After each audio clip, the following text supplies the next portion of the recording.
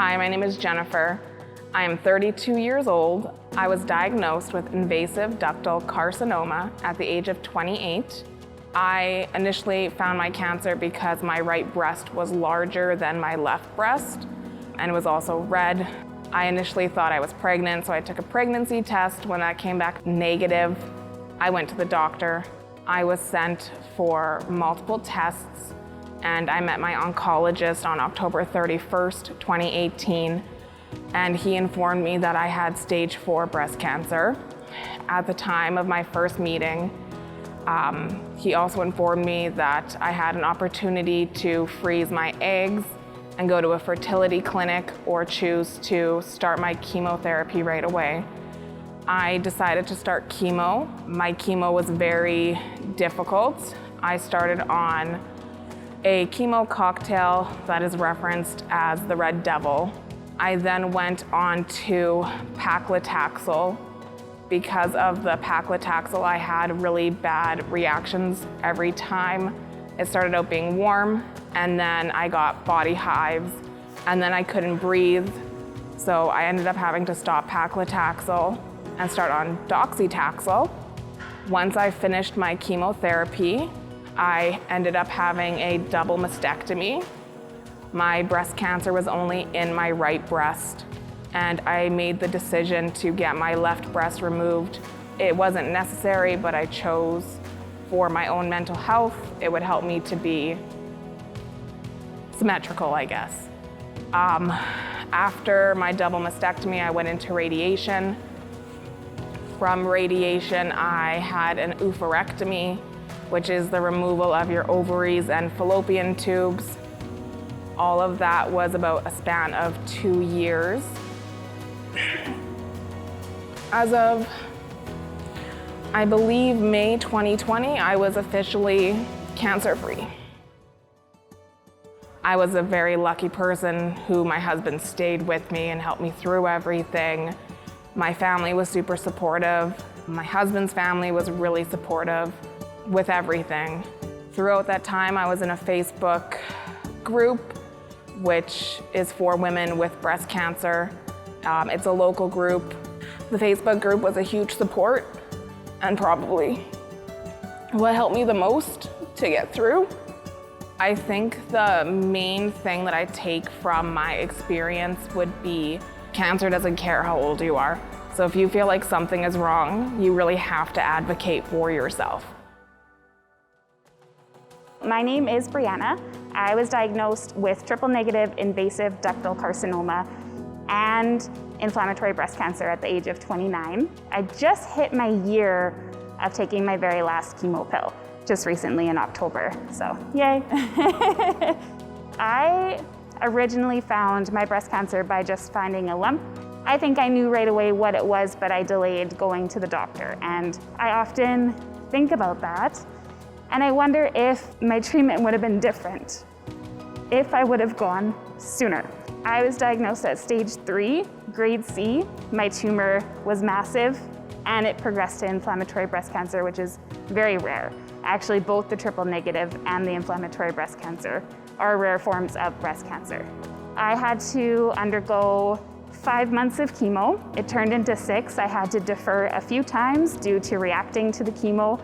I was allergic. I had to be on high doses of steroids the whole time, which just has its own plethora of side effects that are different than the chemo side effects.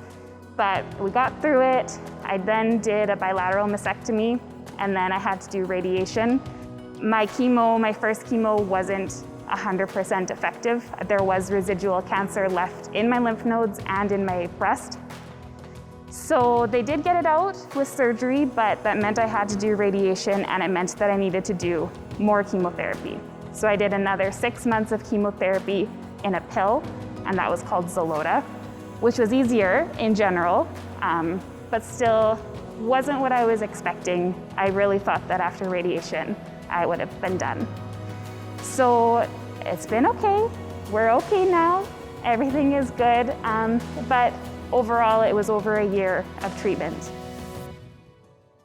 What has been really helpful is having support. I think if you're going to go through a breast cancer, specifically a breast cancer diagnosis, anywhere in the world, I would say Regina is the place to do it, because we have such a good community, not only of just the community of women, but we have groups and we have professionals that are so dedicated to this and dedicated in their spare time. So we do have a private Facebook group where we can all get together, but there is a public charity and it's called Empower.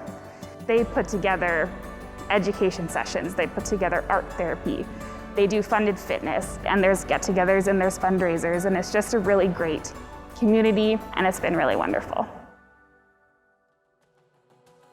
Breast cancer has always been a part of my life. My maternal grandmother passed away at the age of 49 after a long battle with breast cancer.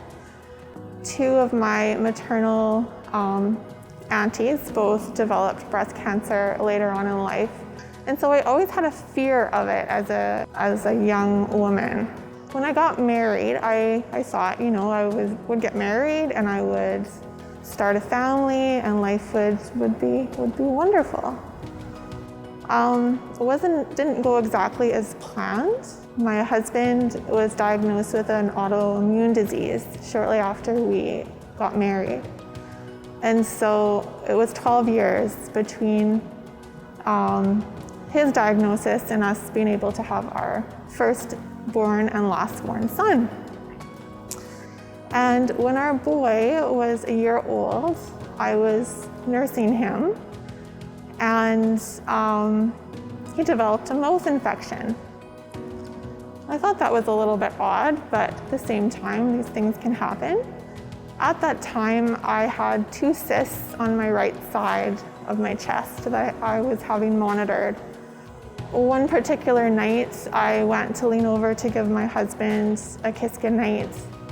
And as he hugged me, he could sense an area of my chest didn't feel right. There was a thickening area on the right side, not like my cyst. And so as I went to bed that night, I thought, I think this could be breast cancer. I decided to book an appointment with my GP just to reassure myself, and went in like I always did and told her, I think I have another cyst. That day was my first and last mammogram. 2 weeks later, I was diagnosed with invasive ductal carcinoma stage 3. The cancer had spread to my lymph nodes, and I needed to start chemotherapy right away. And so 6 months of chemotherapy, 8 rounds, 4 of FEC, which was like a red devil, and then 4 rounds of docetaxel, which made your joints feel really sore.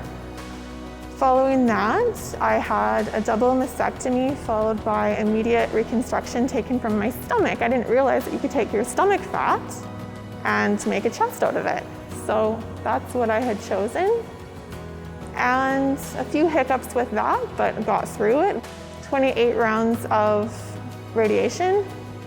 And then following that, a complete hysterectomy, removing my fallopian tubes and ovaries, every part. And I stand here today feeling strong, feeling well. Our community here in Regina is like nothing I ever anticipated. I was welcomed in open arms in the Facebook group with other women who had been through a similar journey. And it was a very difficult road, but know that you are not alone, and we're all here to help each other. And if it wasn't for the stories of other women ahead of me, I don't know that I would be as strong to speak about the journey today. But I'm honored to help others and will do so as they had helped me. So I was diagnosed with breast cancer in 2019. My cancer was found by accident.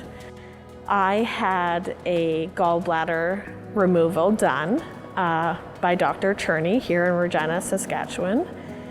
And she found a lump that had been checked by previous doctors, and they said it was nothing to be concerned about. It was just a cyst.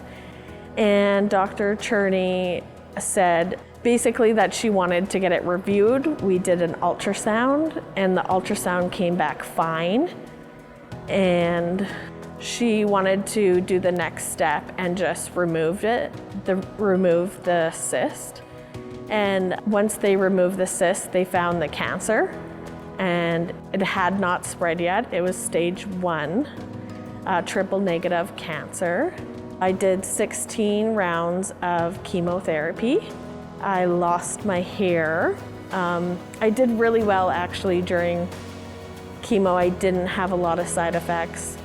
Something that can be there forever can change in a dime to cancer. I had that bump since I was 17 years old, and when I turned 30, it changed to cancer.